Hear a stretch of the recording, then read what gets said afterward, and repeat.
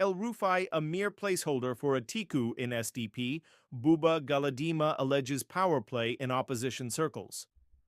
Veteran politician and former National Secretary of the defunct Congress for Progressive Change, CPC, Buba Galadima, has made explosive claims regarding the internal dynamics of Nigeria's emerging opposition politics, particularly within the Social Democratic Party, SDP. In an exclusive interview with Punch, Galadima asserted that former Kaduna State Governor Nasir El-Rufai is not genuinely at the helm of the SDP, but is instead acting as a placeholder for former Vice President Atiku Abubakar, suggesting a covert political arrangement that could shape the race for the 2027 general elections.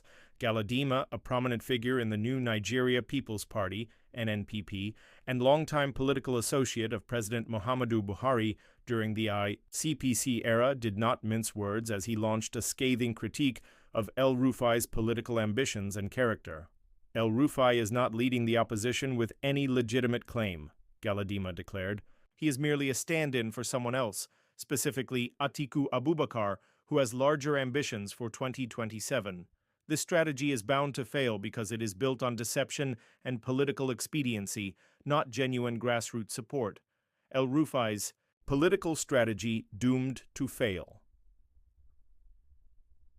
Galadima argued that El-Rufai's recent maneuvers to align himself with the SDP and position himself as an opposition leader reflect a misunderstanding of political reality and a gross underestimation of public sentiment. He claimed El-Rufai lacks the charisma, credibility, and political capital required to unify Nigeria's fragmented opposition. Politics is not about jumping from one house to another and expecting to lead, he said. El-Rufai has a history of invading established political structures and attempting to dominate them. But now he's trying to build a movement from scratch, and he'll soon discover that it's far more difficult than he imagined. According to Galadima, El-Rufai's track record in both governance and interpersonal relationships within political circles is marred by betrayal, arrogance, and self-interest. These qualities, he suggested, would be his undoing. He has betrayed Atiku, Obasanjo, Buhari, and now Tinubu. Who else is left? His political journey is littered with broken alliances and burnt bridges. How can anyone trust him now? Galadima.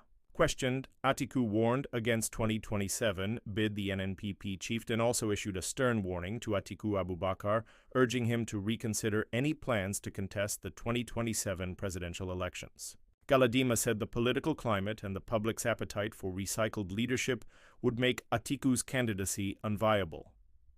Atiku should not run. His political time has come and gone, Galadima insisted. People are yearning for a new direction, not the same old faces wearing different masks.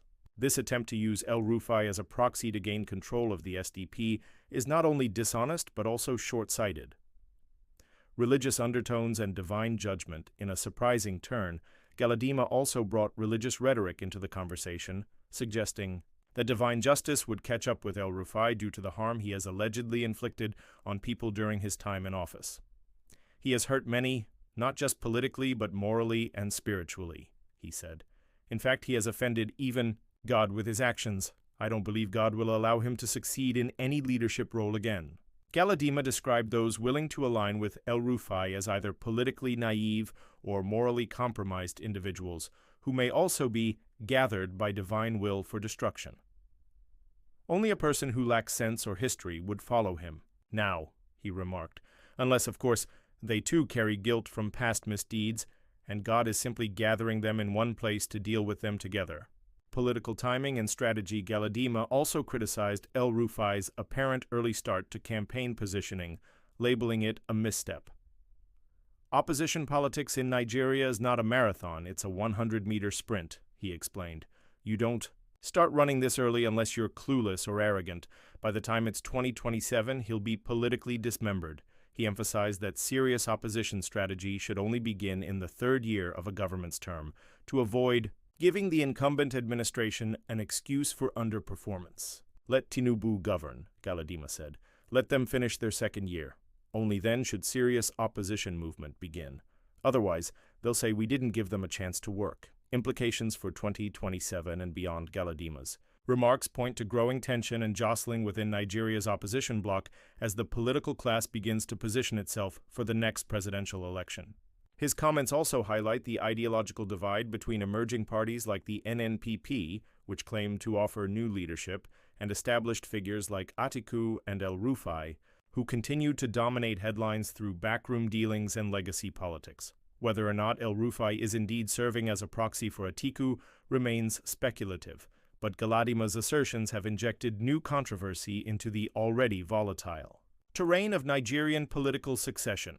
As parties begin to shape their narratives for 2027, questions of trust, legitimacy, and integrity will continue to dominate the national conversation.